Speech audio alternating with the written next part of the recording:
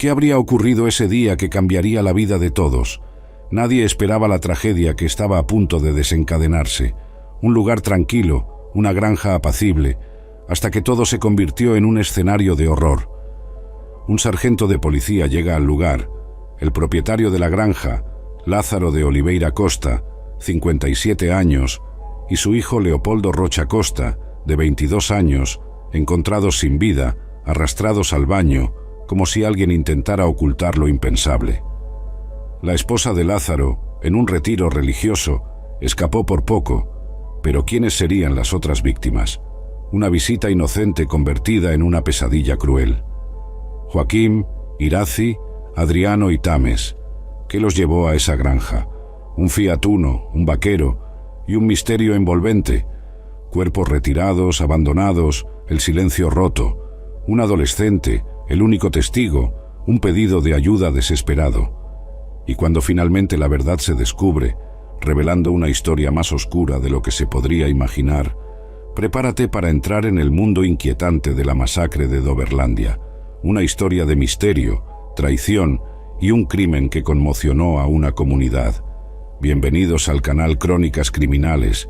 Si te fascinan los misterios inexplicables y los desafíos intrigantes, este es el lugar adecuado para ti.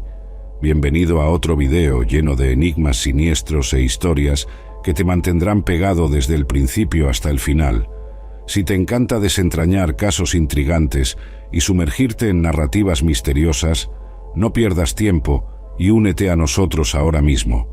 Suscríbete al canal y activa las notificaciones para no perderte ningún detalle de los misterios que exploraremos juntos a partir de ahora. Y por supuesto, si puedes darle like al principio del video, ten en cuenta que eso marca la diferencia para que pueda seguir trayendo contenido envolvente para ustedes. Vamos a sumergirnos de lleno en otra intrigante aventura. Vamos allá. Con una población estimada de alrededor de 7.200 habitantes, la pequeña ciudad de Sertoville se encontraba a una notable distancia de 432 kilómetros al este de su capital estatal, São Mariño. La historia que les contaré sucedió en un tranquilo sábado, el 25 de marzo de 2017, alrededor de las 20 horas, cuando la pacífica ciudad de Sertoville se vio sacudida por un terrible incidente. En esa fatídica noche, la policía local recibió una llamada que los dejó horrorizados. Al llegar a la granja del señor Antonio Pereira, ubicada a 27 kilómetros de la ciudad, se encontraron con una escena aterradora. 7 cuerpos, todos con signos de brutalidad, yacían esparcidos por los alrededores de la casa principal de la granja. Según la información recopilada en el lugar, el propietario de la granja, Antonio Pereira, de 65 años, y su hijo mayor, Pedro Pereira, de 30 años, habían sido inicialmente atacados dentro de su propia casa y luego arrastrados al granero, en un intento de los criminales de confundir la investigación. La puerta de la residencia estaba cerrada con llave, lo que complicó la entrada de las autoridades, que inicialmente avistaron los cuerpos a través de una ventana lateral. Mientras ocurría el terrible crimen, la esposa de Antonio estaba en un retiro religioso, lo que la salvó de la tragedia que se desarrollaba en su propia casa. Las primeras investigaciones indicaban que, alrededor de las 18 horas de ese fatídico día, un grupo de amigos de la familia Pereira decidió hacer una visita sorpresa. João Batista, de 63 años, acompañado de su esposa, María dos Anjos, de 59 años, y el hijo menor de la pareja, Carlos Alberto, de 26 años, llegaron a la propiedad en un antiguo Ford Falcon. Carlos Alberto bajó del auto a mitad de camino para saludar a Enio, un antiguo amigo que trabajaba como cuidador en la granja. Mientras tanto, João Batista, María dos Anjos y la hija mayor de la pareja, Beatriz, de 24 años, continuaron su camino hacia la casa principal. Desafortunadamente, no sabían que Antonio y Pedro ya estaban muertos cuando llegaron. Tan pronto como entraron en la casa, fueron atacados y brutalmente asesinados. Sus cuerpos fueron encontrados en el interior de la residencia, en una escena de horror. Carlos Alberto y Enio fueron sorprendidos y perdieron la vida mientras caminaban hacia el granero, donde presumían encontrar a la familia Pereira. El único testigo de esa noche de terror fue el hijo de Ennio, un adolescente de 15 años. Él estaba acompañando a Carlos Alberto hacia la casa de los Pereira, pero regresó para ayudar a calmar una pelea entre dos caballos. Los gritos de horror que escuchó mientras separaba a los animales lo dejaron aterrorizado, llevándolo a correr hacia la residencia del cuñado de Antonio, que vivía cerca, en busca de ayuda. Cuando finalmente la policía llegó a la finca, fueron recibidos por este testigo inusual. El adolescente llevó a las autoridades hasta la casa, donde los cuerpos de Antonio y Pedro fueron descubiertos a través de la ventana del baño. El desespero se apoderó de todos, y las investigaciones comenzaron de inmediato. Inicialmente, se cree que al menos 2 personas estaban involucradas en el crimen y habrían utilizado el coche de las víctimas en su huida, abandonándolo poco después. El giro en la historia ocurrió cuando, el 2 de abril, la policía detuvo a 3 individuos en un pequeño pueblo cercano, São Lourenço. 2 de ellos eran parientes de Antonio Pereira y eran sospechosos de planear el crimen. Durante el interrogatorio, negaron cualquier participación, pero fueron trasladados a la comisaría central de São Mariño. Además de los parientes, surgió un tercer sospechoso, Paulo Roberto da Silva, un joven de 23 años que había trabajado en la finca Pereira hace algunos años y conocía bien a la familia. Las circunstancias exactas que llevaron a su identificación aún no están claras, pero en la comisaría terminó confesando su participación en la tragedia. Inicialmente, señaló a otros cómplices en el caso, arrojando una sombra de misterio sobre lo que realmente sucedió en esa fatídica noche en Sertoville. En una lejana propiedad en las afueras de Doverlandia, propiedad del agricultor Antonio Francisco Alves, el trágico enredo de la historia tomó nuevos matices. Antonio Francisco, conocido como el padre de Aparecido, se encontró en el centro de la atención cuando se descubrieron 2 armas supuestamente robadas de la finca de Lázaro en su propiedad. El revólver y la escopeta en cuestión habían sido dejados en el lugar por su propio hijo. Un giro inesperado en esta trama de misterio. En un esfuerzo por reconstruir los eventos, la primera parte de la reconstrucción tuvo lugar el 3 de mayo de 2012. Los investigadores decidieron escenificar las 2 primeras muertes con la ayuda de dobles, representando al dueño de la finca y a su hijo, en la macabra escena que tuvo lugar dentro de la casa. Al comienzo de la reconstrucción, el sospechoso había afirmado actuar solo, pero posteriormente implicó a su propio padre en el crimen. El padre, por su parte, fue sometido a un nuevo interrogatorio, pero continuó alegando su inocencia, sin ninguna prueba que lo vinculara a la tragedia. Como resultado, fue liberado, pero las dudas persistieron. Los eventos subsiguientes mantuvieron a la ciudad en vilo. Aparecido, el acusado, fue sometido a una evaluación psicológica el 4 de mayo, y los resultados se dieron a conocer posteriormente. El 8 de mayo, la Policía Civil de Goiás reanudó la reconstrucción de los terribles eventos que asolaron Doverlandia.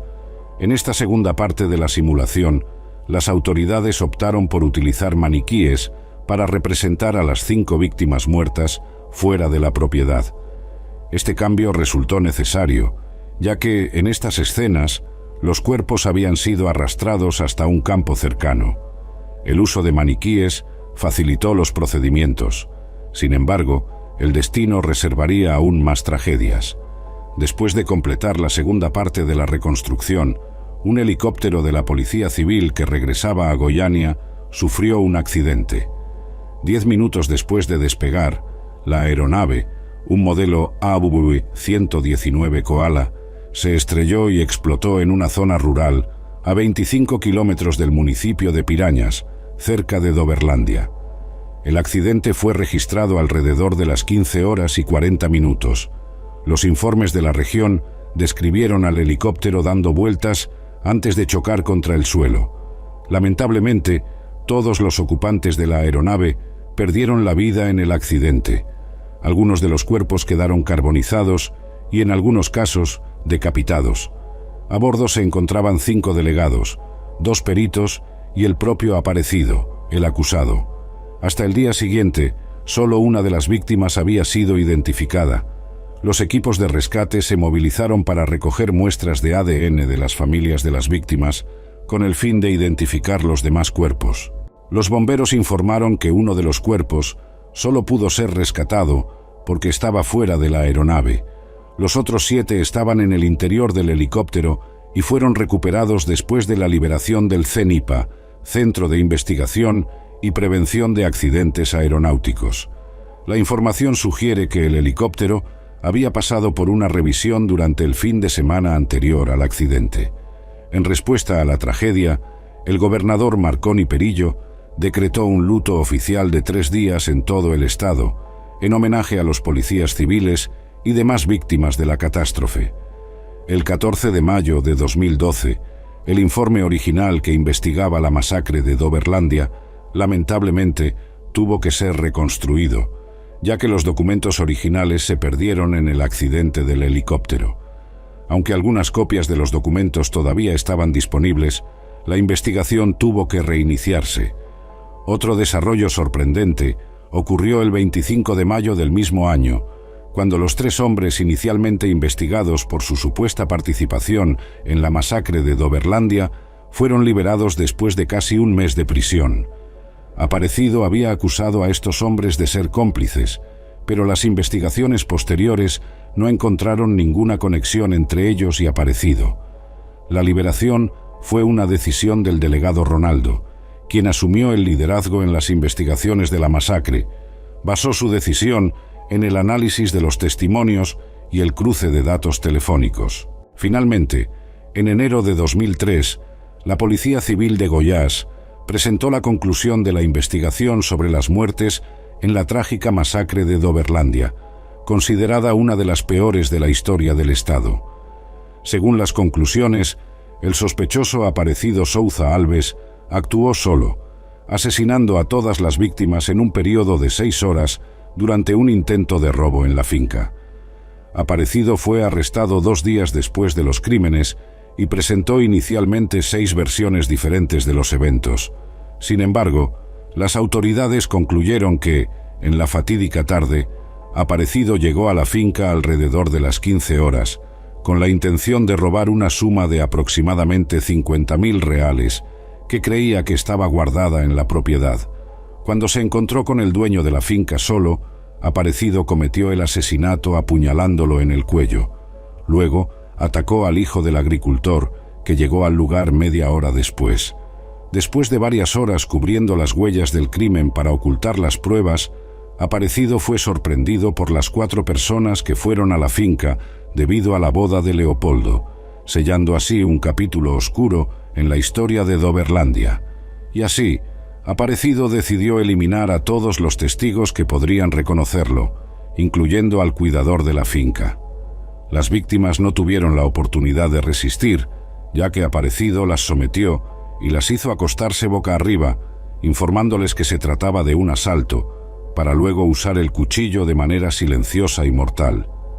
La inquietud sospechosa en la finca no pasó desapercibida para los vecinos, que decidieron buscar ayuda. Se dirigieron al centro de la ciudad para alertar a la policía sobre la situación preocupante. Aparecido, desesperado por evitar ser capturado, llegó a perseguir a estos vecinos durante 22 kilómetros e incluso disparó un tiro contra su automóvil, aunque sin éxito en alcanzarlos. En cuanto al perfil de Aparecido, no se encontraron evidencias de dependencia química o trastornos psicológicos significativos. Solo fue sometido a una sesión con un psiquiatra antes del trágico accidente que le quitó la vida. Si Aparecido hubiera sobrevivido, podría haber enfrentado una pena de hasta 210 años de prisión por los terribles crímenes que cometió. En abril de 2013, la Fiscalía formalizó la solicitud de archivo de la investigación contra Aparecido Souza Alves, según lo establecido por el Código de Procedimiento Penal. Este gesto puso fin oficialmente al proceso legal en su contra. En mayo de 2016, un informe del Centro de Investigación y Prevención de Accidentes Aeronáuticos arrojó luz sobre las causas del accidente que cobró la vida del helicóptero de la Policía Civil. Quedó claro que una falla en el motor fue la principal causa de la caída de la aeronave. Además, el informe indicó que el helicóptero estaba sobrecargado en el momento del despegue y que el mantenimiento se retrasó, no habiéndose realizado hasta una semana antes del accidente, a diferencia de lo que se informó. La caída del helicóptero ocurrió cuando se encontraba a 300 metros de altura, después de que el motor se apagara en pleno vuelo. Sin embargo, las investigaciones no pudieron determinar exactamente qué causó la falla del motor, ya que muchos de los componentes de la aeronave resultaron dañados en la caída y el subsiguiente incendio. El informe también señaló que la aeronave había perdido una de las hélices del motor principal antes de la caída, con la pieza siendo arrojada a 150 metros del punto de impacto. No se encontraron evidencias de fallas estructurales causadas por el desgaste de la pieza en análisis posteriores. El informe sugirió que la demora en la reacción de los pilotos podría haber contribuido a la caída, ya que no lograron evitar la disminución de la rotación del motor, lo que hizo que las palas de las hélices se curvaran hacia arriba. Lamentablemente, esta tragedia dejará una marca eterna en la historia de Doverlandia. Sumando las víctimas de la masacre y del accidente, se perdieron 15 vidas. En el 7º aniversario de la tragedia, se publicó una nota conmovedora en el sitio web del Sindicato de Policías Civiles de Goiás, rindiendo homenaje a aquellos que sacrificaron sus vidas mientras trabajaban para obtener respuestas para la sociedad. Nuestros colegas se fueron demasiado pronto, mientras estaban en servicio para esclarecer el crimen. Recordamos lo difíciles que fueron esos días. Sabemos que el dolor persiste entre sus familiares y colegas, pero continuaremos honrando la fuerza, dedicación y trabajo de estos queridos colegas, verdaderos héroes de la policía civil. Y así concluimos otro fascinante viaje a las sombras del mundo de los crímenes y los misterios. Si te intrigaron las vueltas de tuerca, los enigmas y las narrativas cautivadoras que exploramos aquí en el canal Crónicas Criminales, no pierdas la oportunidad de unirte a nosotros en esta continua jornada. Suscríbete ahora al canal para no perderte ningún emocionante episodio que está por venir. Cada caso, cada detalle minuciosamente investigado, depende de tu apoyo para seguir ocurriendo. Deja tu like, porque eso es lo que nos motiva a seguir trayéndote contenido de calidad e investigaciones minuciosas. Los comentarios también son esenciales. Comparte tus teorías, opiniones e ideas. Tu participación hace que esta comunidad sea aún más rica y llena de energía para descubrir los mayores enigmas criminales. Recuerda, producir videos tan cautivadores como este es un desafío, pero con tu apoyo podemos seguir explorando las historias que despiertan nuestros instintos investigativos. Así que no pierdas más tiempo. Si aún no eres parte de esta comunidad apasionada por los misterios y los crímenes intrigantes, haz clic en el botón de suscripción, activa las notificaciones y deja tu marca en los comentarios y los likes. Juntos, desentrañaremos los secretos más complejos del mundo criminal. Hasta el próximo video, detectives.